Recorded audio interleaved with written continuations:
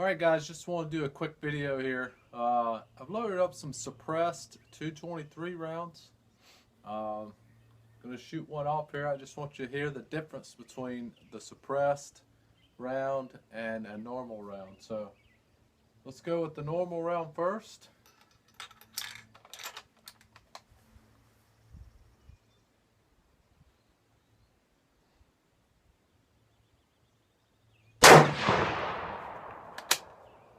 Alright, definitely got to have ear protection, because that's going to hurt your ears.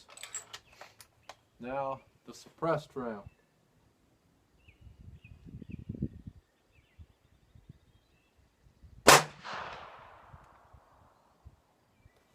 What do you think?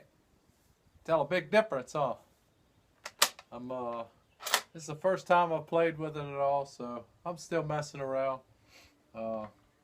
You can find load data for the suppressed 223 on Hodgdon's website. That's where I got this. So it sounds about like a .22 rifle. You can actually almost see your bullet hit the paper.